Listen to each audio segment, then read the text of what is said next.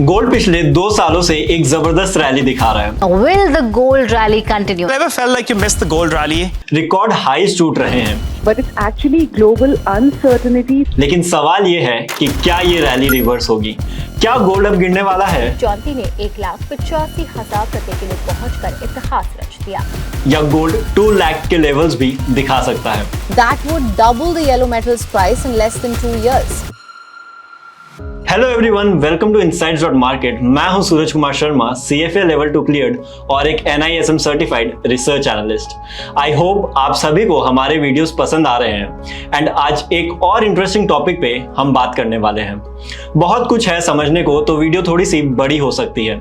आज की वीडियो में हम समझेंगे कि एक्चुअल में गोल्ड इतना जरूरी क्यों है, गोल्ड के हिस्टोरिकल प्राइस ट्रेंड्स हमें क्या सिखाते हैं, गोल्ड क्यों अभी 2 साल से ऊपर जा रहा है, क्या करंट मैक्रो साइंस करेक्शन की तरफ इशारा करते हैं और आपको कैसे अपने ट्रेड पोजीशन मैनेज करना चाहिए। इस वीडियो में मैंने गोल्ड प्राइसेस को डॉलर और आउंस में एक्सप्लेन किया है, क्योंकि हिस्टोरिकली वही स्टैंडर्ड है। आप बस इतना समझो कि 1 आउंस 29 ग्राम्स के आसपास है और $4,000 3.5 लाख के आसपास। तो कॉन्सेप्ट सबके लिए सेम है। तो वीडियो को एंड तक जरूर देखें। तो चलिए शुरू करते हैं। प्राइस ट्रेंड्स को समझने से पहले जरूरी है कि हम गोल्ड को अच्छे से समझें, ताकि एक सॉलिड फाउंडेशन रेडी हो सके एंड आगे के पोर्शन समझने में आसानी हो। क्योंकि गोल्ड सिर्फ एक मेटल नहीं, ये दुनिया की पैसे की कहानी का साइलेंट हीरो है। गोल्ड एक कमोडिटी के साथ साथ मॉनेटरी एसेट भी है। मतलब इसका प्राइस सिर्फ डिमांड सप्लाई से नहीं, बल्कि मॉनेटरी पॉलिसी, इन्फ्लेशन एक्सपेक्टेशंस और रियल इंटरेस्ट रेट से भी मूव करता है। 1971 तक दुनिया ब्रेटन वुड्स सिस्टम पे चलती थी, जहां US डॉलर गोल्ड से लिंक्ड था और बाकी करेंसीज डॉलर से। मतलब हर नोट के पीछे गोल्ड का बैकअप था। लेकिन 1971 में जब प्रेसिडेंट निक्सन ने यह लिंक तोड़ दिया, तो करेंसीज फिएट मनी बन गई, जिनका वैल्यू सिर्फ गवर्नमेंट के ट्रस्ट पे बेस्ड है। तब से गोल्ड एक इंडिपेंडेंट एसेट बन गया, जिसे लोग इन्फ्लेशन, करेंसी कोलैप्स और अनसर्टेनिटी से बचने के लिए यूज करते हैं। अब प्राइस इतना मूव क्यों करता है? सिंपल है, जब रियल इंटरेस्ट रेट्स गिरते हैं और इन्फ्लेशन ज्यादा होता है और रिटर्न्स कम होते हैं, तो लोग गोल्ड खरीदते हैं। जब डॉलर स्ट्रांग होता है या यील्ड्स बढ़ते हैं, तो गोल्ड प्रेशर में आता है। सप्लाई साइड से भी गोल्ड इंटरेस्टिंग है, क्योंकि माइनिंग स्लो होती है और शॉर्ट टर्म में सप्लाई बढ़ा नहीं सकते। इसलिए सेंट्रल बैंक बाइंग और ETF इनफ्लोज प्राइस पे बड़ा इंपैक्ट डालते हैं। स्टॉक्स और गोल्ड का रिलेशन भी काफी डाइसी है, लेकिन मोस्ट ऑफ द टाइम दोनों ऑपोजिट डायरेक्शन में मूव करते हैं। चाहे जो भी हो, एक बात कांस्टेंट है, जब वर्ल्ड अनसर्टेन होता है तो गोल्ड शाइन करता है। अब जो कि हमें फाउंडेशन मिल गई है, तो थोड़ा और गहरा जाते हैं और समझते हैं कि गोल्ड का हिस्टोरिकल प्राइस पैटर्न कैसा रहा है। 1930s में दुनिया गोल्ड स्टैंडर्ड पे चलती थी। हर करेंसी गोल्ड से लिंक्ड थी। मतलब अगर आपके पास 100 रुपए हैं, तो बैंक आपको उसके बदले फिक्स्ड क्वांटिटी में गोल्ड दे सकता था।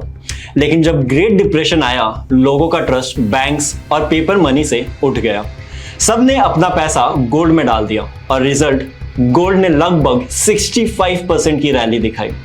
फिर 1934 में US गवर्नमेंट ने गोल्ड का ऑफिशियल रेट $35 पर आउंस फिक्स कर दिया और डॉलर को गोल्ड से पेग कर दिया। 1944 में ब्रेटन वुड्स सिस्टम आया, जहां से US डॉलर का ग्लोबल डोमिनेंस स्टार्ट हुआ। इस फेज में गोल्ड प्राइसेस कुछ साल तक तो स्टेबल रहे, क्योंकि अब मार्केट नहीं बल्कि पॉलिसी मेकर्स गोल्ड का रेट डिसाइड कर रहे थे। लेकिन यह सिस्टम ज्यादा दिन नहीं चल सका। 1970s में स्टैगफ्लेशन, ऑयल शॉक्स और डॉलर वीकनेस के चलते ब्रेटन वुड्स कोलैप्स हो गया और गोल्ड फिर से स्पॉटलाइट में आया एज अ परफेक्ट हेज। 1970 से 1980 तक गोल्ड ने 20x रैली दिखाई, यानी प्राइस 20 गुना हो गया। लेकिन 1980 में जब फेड चेयरमैन पॉल वॉकर ने इंटरेस्ट रेट्स अग्रेसिवली बढ़ाए, इन्फ्लेशन कंट्रोल हुआ और स्टेबिलिटी आई। गोल्ड ने शार्प करेक्शन फेस किया। अगले 20 सालों में गोल्ड अपने ऑल टाइम हाई से 63% तक गिर गया। जैसा कहते हैं कि इम्तिहान हुई इंतजार की, वैसा ही कुछ हुआ अर्ली 2000s में। गोल्ड एक डल फेज में था, इग्नोर किया जा रहा था, सेंटिमेंट कोल्ड था। लेकिन फिर .com बबल फूटा और सिनेरियो एकदम से बदल गया। 2000 से 2007 तक गोल्ड में स्टेडी रैली चली। बीच में जब स्टॉक मार्केट्स रिकवर हुए तो गोल्ड ने टेम्पररी 20% करेक्शन भी देखने को मिला, बट स्टोरी खत्म नहीं हुई। 2008 का ग्लोबल फाइनेंशियल क्राइसिस ने सब बदल दिया। बैंक्स कोलैप्स हुए, ट्रस्ट टूटा और सेंट्रल बैंक्स ने जीरो इंटरेस्ट रेट्स और क्वांटिटेटिव ईजिंग स्टार्ट की। बेसिकली नए पैसे प्रिंट हुए ताकि इकोनॉमी बच सके। इस लिक्विडिटी फंड ने गोल्ड को टर्बो चार्ज कर दिया। इन्वेस्टर्स को लगा फिएट करेंसी डाइल्यूट हो रही है और गोल्ड ही सेफेस्ट बेट है। रिजल्ट 2001 से 2011 तक गोल्ड $250 से बढ़कर $1,900 पर आउंस तक पहुंच गया। लेकिन 2012 में जैसे ही रिकवरी के साइंस आए और फेड ने टाइटनिंग सिग्नल्स दिए, गोल्ड ने फिर से करेक्शन फेस किया। तो अब आते हैं करंट फेज पे। कोविड के बाद दुनिया ने अनप्रेसिडेंटेड लिक्विडिटी देखी। ट्रिलियंस ऑफ डॉलर्स मार्केट में आए, इंटरेस्ट रेट्स जीरो तक गए, सप्लाई चेन्स टूट गई और इन्फ्लेशन शूट अप कर गया। साथ ही जियोपॉलिटिक्स भी गर्म हो गया। ट्रंप एरा के trade Wars, Russia Ukraine conflict, US China tensions और अब ग्लोबल स्लोडाउन फियर्स, इन सब ने इन्वेस्टर्स को एक ही जगह भेजा, जो कि है गोल्ड। और इसका असर डेटा में भी दिखा। वर्ल्ड गोल्ड काउंसिल के 2025 के डेटा के मुताबिक गोल्ड डिमांड में 45% का जंप आया, जिसमें सबसे बड़ा कंट्रीब्यूशन इन्वेस्टमेंट इनफ्लोस का था, चाहे ETF के थ्रू हो या डायरेक्ट रिटेल पार्टिसिपेशन से। इवन सेंट्रल बैंक्स भी अग्रेसिवली गोल्ड खरीद रहे हैं। अगर इस रैली को सम अप करें तो पीछे कुछ स्ट्रॉन्ग इंटरकनेक्टेड फैक्टर्स रहे।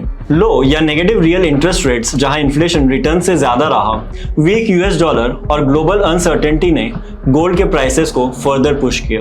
और सबसे बड़ा फैक्टर लिक्विडिटी। जब सेंट्रल बैंक्स ने पैंडेमिक के बाद ट्रिलियंस ऑफ डॉलर सिस्टम में डाले, उसका एक हिस्सा कमोडिटीज स्पेशली गोल्ड में भी फ्लो हुआ। इन सब के बीच राइजिंग प्राइसेस ने मोमेंटम और फोमो इफेक्ट क्रिएट किया, जिससे रिटेल पार्टिसिपेशन बढ़ती गई और रैली और तेजी से एक्सटेंड होती गई।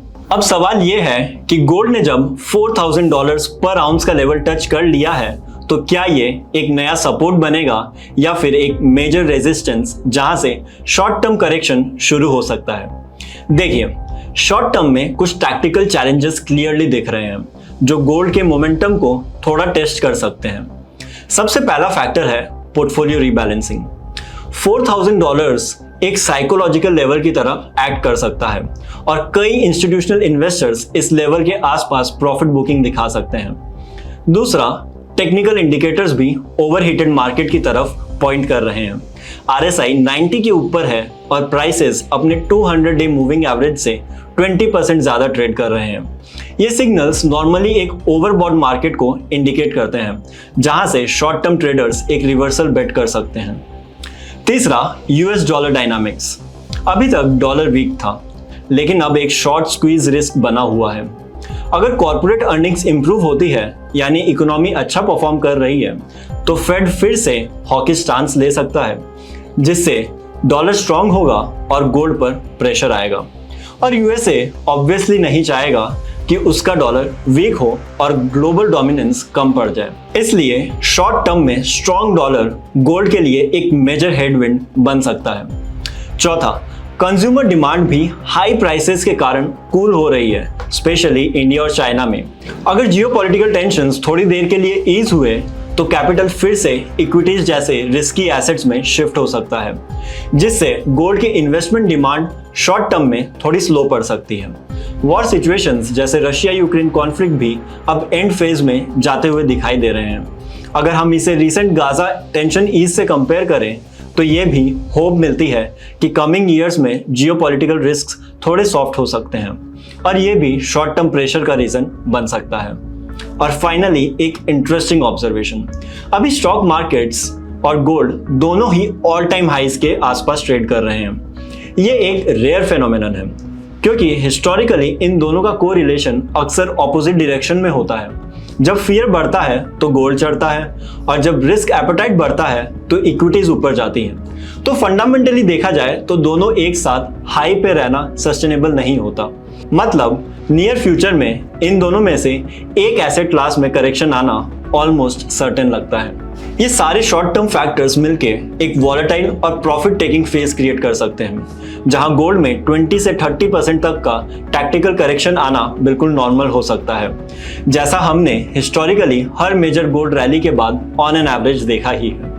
लेकिन यहाँ एक इंपॉर्टेंट चीज समझनी जरूरी है, गोल्ड का लॉन्ग टर्म फाउंडेशन अभी भी स्ट्रॉन्ग बना हुआ है, यानी शॉर्ट टर्म वॉलेटिलिटी के बावजूद लॉन्ग टर्म स्टोरी इंटैक्ट लगती है। इन्वेस्टर बेस ब्रॉडर हो गया है। अब गोल्ड में सिर्फ ज्वेलरी बायर्स नहीं बल्कि ETFs, डिजिटल इन्वेस्टर्स और इंस्टीट्यूशंस भी एक्टिव है। सेक्युलर डॉलर वीकनेस भी गोल्ड के फेवर में है। US fiscal deficit consistently high है और वर्ल्ड रिजर्व्स में डॉलर शेयर धीरे धीरे गिर रहा है। पॉलिसी और जियोपॉलिटिकल अनसर्टेनिटी अभी खत्म नहीं हुई है। यूएस इलेक्शंस, ट्रेड टेंशंस और ग्लोबल स्लो डाउन फियर्स, ये सब इन्वेस्टर्स को हेज एसेट्स में रखते हैं। अगर ग्लोबल ग्रोथ स्लो होती है और रियल इंटरेस्ट रेट्स फिर से नीचे आते हैं तो गोल्ड फिर सपोर्ट ले सकता है और फिर से रैली दिखा सकता है। तो अगर इसे एक लाइन में समझे तो कहानी ये है, शॉर्ट टर्म में गोल्ड ओवरहीटेड है, करेक्शन नॉर्मल है, लेकिन लॉन्ग टर्म व्यू बियरिश नहीं है। गोल्ड का स्ट्रैटेजिक स्ट्रेंथ इंटैक्ट है, बस डायरेक्शन डिपेंड करेगा कि नेक्स्ट फ्यू मंथ्स में फेड और ग्लोबल पॉलिसी स्टांस कैसे इवॉल्व करते हैं। बॉटम लाइन, गोल्ड की कहानी अभी खत्म नहीं हुई है, लेकिन हर रैली में एक पॉज जरूर आता है। अगले 1-2 साल शायद वही पॉज फेज हो, जहां मार्केट फंडामेंटल्स के साथ फिर से रीअलाइन करे। अगर आप गोल्ड इन्वेस्टर हो तो अब समय है इमोशन से नहीं, वैल्यूएशन और मैक्रो लॉजिक से डिसीजन लेने का। ये कुछ पॉइंट्स आप ध्यान में रख सकते हैं। गोल्ड सिर्फ एक पार्ट हो पोर्टफोलियो का, फुल बेट ना लगाएं। अगर ऑलरेडी गेन हुआ है तो पार्शियल प्रॉफिट के लिए सोच सकते हैं आने वाले दिनों में। रिस्क मैनेजमेंट अच्छे से करें विद स्टॉप लॉस या ट्रेलिंग एग्जिट के साथ, एंड मैक्रो सिग्नल्स पे नजर जरूर बनाए रखें। वीडियो लंबा जरूर हुआ है, लेकिन मैंने पूरी कोशिश की है कि आपको गोल्ड का एक कंप्लीट 360 डिग्री व्यू मिले, हिस्ट्री से लेके मैक्रो रीजनिंग तक। अगर आपको वीडियो पसंद आया हो तो लाइक और शेयर करना ना भूलें, और अपने विचार या गोल्ड पे आपका क्या व्यू है कमेंट सेक्शन में जरूर बताएं। और ऐसे ही मार्केट इनसाइट्स, IPO रिव्यूज और मैक्रो ब्रेकडाउन्स के लिए चैनल को सब्सक्राइब करना ना भूलें। मैं हूं सूरज, मिलते हैं अगले वीडियो में। तब तक के लिए कीप लर्निंग, कीप इन्वेस्टिंग। जय हिंद, जय भारत।